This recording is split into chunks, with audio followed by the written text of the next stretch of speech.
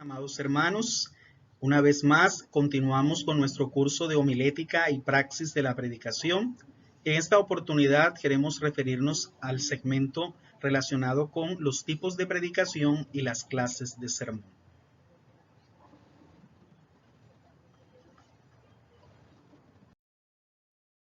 En la presente sesión haremos el abordaje concreto de esta temática, teniendo en cuenta unos apartados conceptuales y prácticos que nos permitirán acercarnos de manera más precisa al entendimiento y la comprensión del arte de la predicación en sus diferentes tipologías, de acuerdo con la construcción, el género y el sentido de un sermón. Nuestro primer espacio será la presentación, en el que trazaremos el objetivo de este encuentro. En un segundo momento haremos una introducción a manera de reflexión en la que estaremos meditando sobre una cita bíblica que nuestro Señor Jesucristo utiliza en una de sus disertaciones para exhortar hacia el enorme trabajo y la responsabilidad inmensa que implica ser un predicador genuino, un predicador auténtico y consagrado en la presencia de Dios. Pero también hablaremos en un momento de estructuración en torno a aquellos elementos que no deben ser el contenido central de un sermón, que no deben estar articulados en el propósito de una predicación y que no deben hacer parte del oficio del predicador. Esto nos permitirá comprender aquellas cosas que sí deben estar presentes en la construcción del sentido en un texto de exposición bíblica, en un mensaje escrito, en un sermón a la hora de ser llevado hacia un auditorio. También tendremos un momento de práctica donde estratégicamente analizaremos el Sermón del Monte, uno de los textos sin duda emblemáticos del arte de la exposición de la palabra del Señor, y que nos permitirá también comprender las distintas variedades y la riqueza escritural y textual que tiene la palabra del Señor, en especial el mensaje de nuestro Señor Jesucristo. Además, a manera de transferencia, plantearemos el hacer un videoclip donde cada uno puede explicar un fragmento de ese sermón del monte que le llamó la atención, en especial los aspectos que pudo observar allí y que puede extraer para su propio oficio como predicador. Y tendremos la valoración y cierre de este encuentro a partir de aquellas cosas que sí deben estimularnos a predicar la palabra del Señor, aquellas cosas que sí son necesarias como finalidades esenciales en el arte de la exposición del texto sagrado. Entonces, nuestro objetivo para esta clase es apropiar generalidades sobre los tipos de predicación y las clases de sermón en el marco de la disertación de la palabra de Dios. A manera de introducción, vamos a analizar una cita que se encuentra en el Evangelio según San Mateo, en el capítulo 23, versículo 15, donde nuestro Señor Jesucristo se refiere a la importancia de ser responsables en torno al oficio del predicador. Y va dirigida a los escribas y fariseos, a los que llama hipócritas, y hace énfasis en la manera como ellos logran hacer seguidores, logran atraer personas para que puedan ser discípulos en el reconocimiento de las Escrituras, pero luego también a la luz de sus mismas prácticas, costumbres y su mal testimonio, alejan a estas personas, los convierten en esclavos de las tradiciones y, como el mismo Señor Jesús lo dijo, los hacen más hijos del infierno que ellos mismos. Esta cita nos remite a comprender la responsabilidad que tiene todo predicador de la palabra del Señor. Evidentemente, no se trata solo de predicar, sino de hacerlo conforme a la voluntad el mandato y la guía de Dios. Jesús dejó claramente este mensaje para que pudiéramos reflexionar en que no se trata de captar seguidores, ni de anunciarles una cita bíblica o de exponerles un mensaje, sino que haya un cambio de vida que sea genuino, que haya unas transformaciones pertinentes en la vida de quienes nos escuchan, pero que nuestro mensaje sea tan genuino que parta de una vida de consagración, santificación y fe en nosotros como expositores del mensaje del texto sagrado. Para nuestro momento de estructuración, lo que no debe ser el contenido fundamental de un sermón. Sí, mis amados hermanos, es clave identificar estos aspectos porque nos permiten descartar enfoques equivocados, mensajes sesgados, incluso también prácticas y tradiciones que hemos venido cultivando y que son erradas en la manera como construimos nuestro sermón y lo exponemos ante un público. Y el primer elemento a tener en cuenta que no debe ser parte del contenido esencial de un sermón es la vida personal del predicador. La palabra del Señor nos dice en 2 Corintios capítulo 4, verso 5, porque no nos predicamos a nosotros mismos, sino a Jesucristo como Señor, y a nosotros como vuestros siervos por amor de Jesús. Nótese que la intención del apóstol Pablo es rescatar el eje esencial de la predicación del Evangelio, y esto es el abordaje de la persona de Jesucristo, el abordaje de la obra salvadora del Señor, el reconocimiento de los principios y bases del Evangelio. De manera pues que todo expositor del mensaje debe centrarse en las Escrituras, debe centrarse en la obra del Señor, debe centrarse en aquello que Dios nos ha dejado como un legado de edificación para vivir en esta tierra y proceder un día a estar en la eternidad. Un sermón basado en el yo del predicador está inclinado hacia una eisegesis, es decir, hacia una interpretación equivocada de las Escrituras y también del mensaje de la palabra del Señor. De manera que lo necesario, mucho más en estos tiempos, en los que hay un auge considerable de falsos maestros, predicadores y expositores de la palabra de Dios, es que volvamos al sentido esencial de la palabra del Señor, al sentido de las Escrituras, a ese sentido fortalecido en el texto mismo y en la interpretación correcta, en una exégesis coherente, en un ejercicio de escudriñar y de examinar de manera clara lo que la palabra del Señor nos enseña. Es preciso aclarar que un expositor o predicador de la palabra del Señor puede hacer mención de una u otra anécdota o algún tipo de ilustración relacionado con su vida mientras expone el mensaje. Lo que sí no es esencial es que el foco de su mensaje, el eje de su mensaje, sea él o sea su propia vida. Otro de los aspectos que no debe ser el contenido fundamental de un sermón corresponde a las cosas de este mundo. Mire lo que dice la palabra del Señor en Colosenses capítulo 3, verso 1 y 2. Si pues habéis resucitado con Cristo, buscad también las cosas de arriba, donde está Cristo sentado a la diestra de Dios. Poned la mira en las cosas de arriba y no en las de la tierra.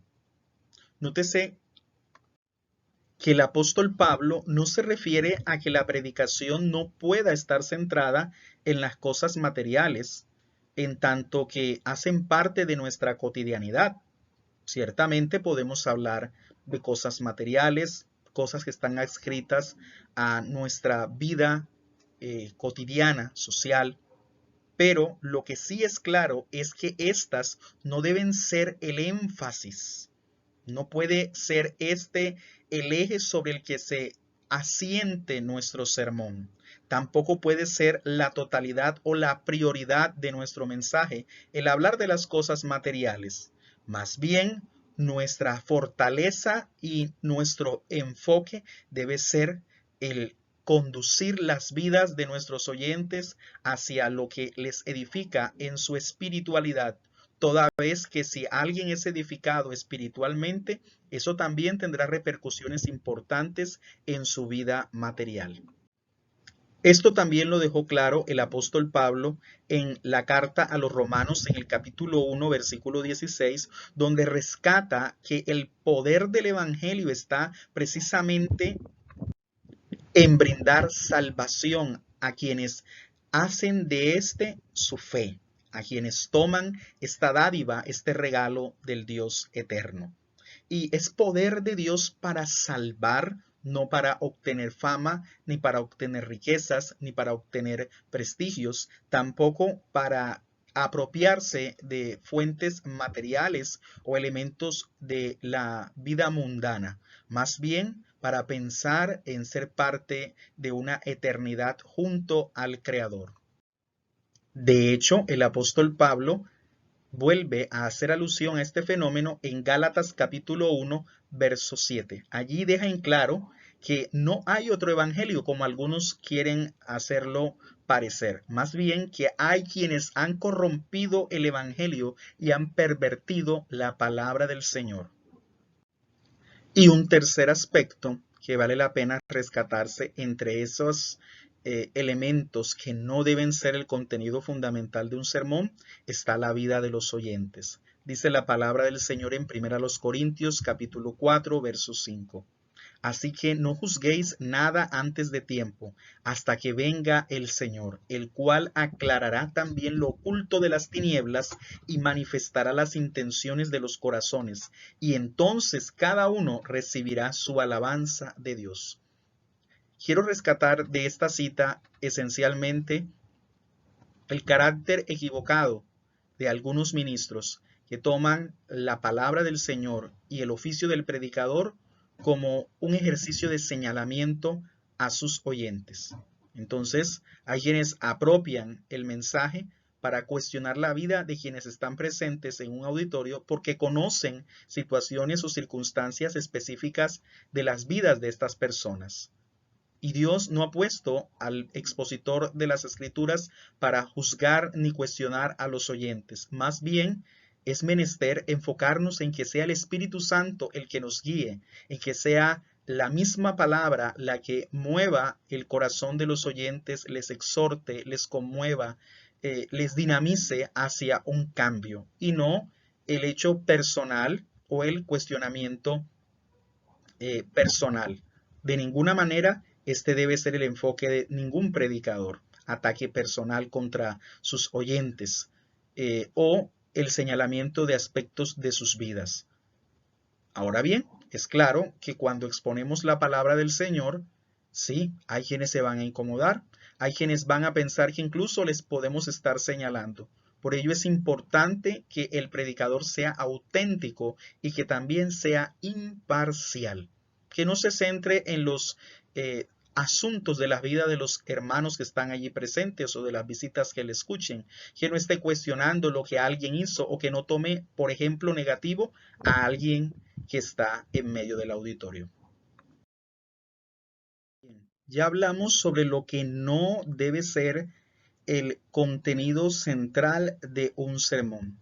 Y quiero que nos detengamos en lo que no debe ser el propósito de la predicación, es decir, del oficio en sí del predicador.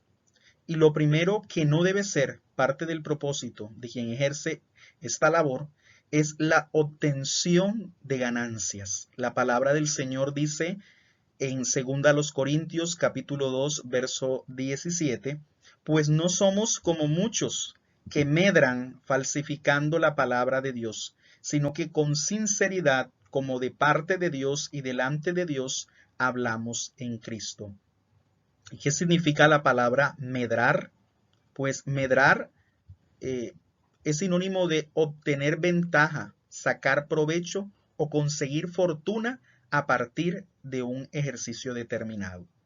Entonces, el apóstol Pablo deja en claro que ese no es el enfoque de quien predica la palabra del Señor. No lo hace para sacar provecho de esa situación.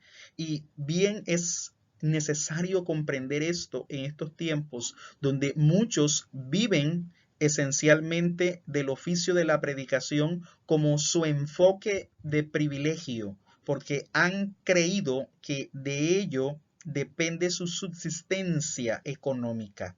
Mis amados hermanos, si bien el obrero es digno de su salario y todos los que hacemos la obra de Dios también tenemos necesidades y la iglesia del Señor debe ser consciente de ellas, no es el predicador alguien que ejerce esta labor por ganancias. Al respecto, hay otra cita que quiero recalcar y es primera de Timoteo capítulo 6, verso 9 al 10. Allí la palabra del Señor dice, porque los que quieren enriquecerse caen en tentación y lazo y en muchas codicias necias y dañosas que hunden a los hombres en destrucción y perdición, porque raíz de todos los males es el amor al dinero, el cual, codiciando algunos, se extraviaron de la fe y fueron traspasados de muchos dolores. Esta cita confirma que evidentemente la predicación no tiene como objetivo la consecución de ganancias, sino el ser portador de un mensaje divino, el anunciar las buenas nuevas de salvación y proclamar la venida de Cristo y la obra redentora del Señor que nos trae vida eterna. Otra de las acciones que no debe ser el propósito de la predicación es agradar a los oyentes. No exponemos el mensaje de la palabra de Dios para que la gente nos aplauda o se sientan cómodos con nosotros. De hecho, muchas veces no van a experimentar comodidad, gusto o placer al escucharnos. Tal vez van a ser removidos, van a ser cuestionados también en algunas de sus vivencias y por supuesto van a ser conducidos a un arrepentimiento de sus pecados. La palabra del Señor dice en Gálatas capítulo 1 versos 9 y 10, como antes hemos dicho, también ahora lo repito, si alguno os predica diferente evangelio del que habéis recibido, sea anatema. Pues busco ahora el favor de los hombres o el de Dios, o trato de agradar a los hombres, pues si todavía agradara a los hombres, no sería siervo de Cristo. El apóstol Pablo tenía muy en claro que finalmente él trabajaba con Dios y su oficio como predicador y como apóstol estaba centrado en agradar a Dios y no a las personas. Y por último, otro de los focos que no debe ser el propósito de la predicación es la gloria propia, la búsqueda de fama o de reconocimiento personal.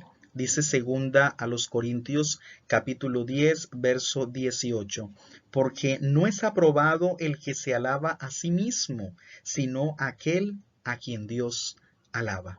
Si de alguien debemos esperar aprobación y complacencia, es de nuestro Padre Celestial. No podemos estar centrados en que ejerzamos la predicación para buscar la gloria o la fama. Ese no es el objetivo de un predicador de las Sagradas Escrituras. También esto se corrobora en la carta del apóstol Pedro, su primera epístola, en el capítulo 5, verso 6. Dice la Escritura, humillaos pues bajo la poderosa mano de Dios para que Él os exalte cuando fuere tiempo. Entonces nuestra exaltación y mayor aplauso viene de nuestro Creador, del Padre de las luces, del Príncipe de paz. Él reconocerá abundantemente nuestro trabajo y nos dará el lugar y la honra que merezcamos de acuerdo a su favor y misericordia. Hablemos ahora de los tipos de sermón. Los tipos de sermón parten de varios criterios y vamos a encontrar múltiples clasificaciones en las diferentes escuelas teológicas. Incluso también hablaremos de diferentes categorizaciones de los sermones en sus tipologías. Pero en esta oportunidad quiero detenerme en 3 aspectos clasificatorios. Entonces podemos decir que los sermones se pueden agrupar de acuerdo con su género, es decir, la estructura discursiva con la que son producidos. También pueden ser clasificados según su contenido, esto es, el abordaje conceptual y textual que poseen en sí mismos, y según su propósito o la intencionalidad que tienen a la hora de comunicar una verdad o anunciar pues un contenido específico a su auditorio. Así las cosas, según su género, pueden ser categorizados los sermones como narrativos, cuando se centran en el desarrollo de eventos, momentos y la generación de un relato; descriptivos, cuando se ciernen alrededor de las características, comparaciones, ilustraciones y caracterizaciones de elementos, personajes o espacios. También puede ser profético cuando está referido al marco escatológico o al marco anunciativo de los videntes y de los profetas en las Sagradas Escrituras. Y por supuesto, argumentativo, cuando persigue convencer, persuadir y conmover a un público determinado. Una segunda clasificación sería según su contenido. Y en esta dinámica vamos a encontrar sermones de tipo temático, cuando desde el sermón en cuestión se aborda un tema específico. También vamos a tener en cuenta una segunda variante, que es la textual, cuando el predicador se ocupa de analizar un texto bíblico y poder desmenuzarlo y comprender los elementos que están allí reiterativamente presentes y que le van a servir eficazmente al público. Y por supuesto, el sermón expositivo, que se centra en el análisis de las escrituras y el poder versar sobre el estudio de las mismas para revelar una verdad. Como última forma de clasificar los sermones, vamos a hacerlo según su propósito, es decir, según la intención que persigue el expositor o predicador a la hora de presentar ese mensaje. Entonces, según su propósito, un mensaje, un sermón, puede ser exhortativo, ¿sí? Si busca evidentemente llamar la atención de un público en virtud de un cambio o la expectativa de una acción por parte de ellos. También puede ser didáctico si persigue enseñar una verdad, presentar didácticamente, ilustratoriamente, un contenido. Puede ser evangelístico si su finalidad o propósito es que las personas vengan a los pies de nuestro Señor Jesucristo y se arrepientan de sus pecados para recibir la salvación. O puede ser consolador cuando se trata de un momento específico. Puede ser en el marco de una situación fúnebre, cuando se ha muerto alguien, ha fallecido alguien cercano o de la comunidad, y le piden a usted que pueda desarrollar un mensaje. En ese mensaje se requiere precisamente llevar ese propósito de consolar las vidas de los que le escuchan. Pero no solamente en ese contexto se puede dar un mensaje de consolación, sino en muchos otros, incluso dentro de la misma iglesia, cuando es necesario. Bien, amados hermanos, esto ha sido un abrebocas en torno a los tipos de sermón y las clasificaciones que hay sobre los propósitos que tenemos como predicadores a la hora de elaborar nuestros mensajes. Pero continuaremos en nuestras clases siguientes hablando de este tema, ya detenidamente relacionando y también ejemplificando cada uno de esos tipos de sermones. Por ahora quiero que desarrollemos una fase práctica, y es el estudio del Sermón del Monte. Para ello, analizaremos los capítulos 5, 6 y 7 del Evangelio según San Mateo, y estaremos observando los aspectos más importantes de estas citas. En este sentido, les propongo que escojamos una porción del texto que más nos llame la atención dentro de ese Sermón del Monte y miremos su estructura, su finalidad y los elementos que hacían parte del contexto donde se generó ese mensaje.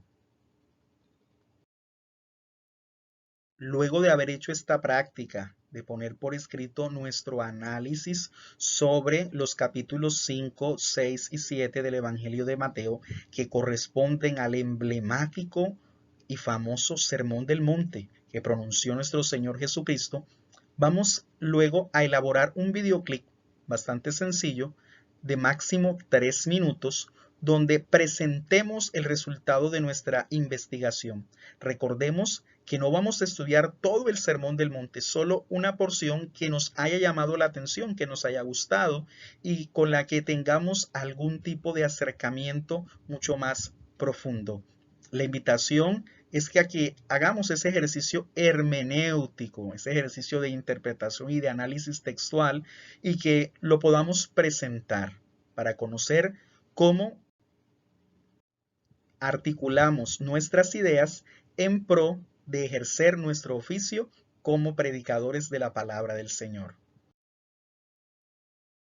Ha sido un gusto, mis amados hermanos, compartir este espacio con ustedes. Y para nuestra valoración y cierre de este segmento, quiero hacer énfasis en los que sí son propósitos de todo aquel que ejerce el oficio de predicador. Y esto es para glorificar a Dios. Ese es nuestro enfoque esencial a la hora de anunciar el mensaje del Señor. Para salvación, santificación y preparación.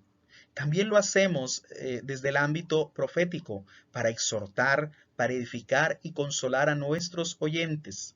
Por supuesto, en el ámbito de la iglesia, para crecer en el conocimiento de la palabra del Señor, para buscar el reino de Dios y su justicia, para dar frutos para la vida eterna, para enseñar y dar gracia a los oyentes, para producir y fortalecer la fe en nuestro Señor Jesús, para preservarnos de cara a la eternidad que nos espera con nuestro Maestro Cristo, y para contrarrestar las falsas doctrinas y las falsas predicaciones. Estos son los propósitos que están inscritos a la hora de ejercer nuestro oficio de exponer el texto sagrado. Que Dios los bendiga y que Dios les guarde abundantemente.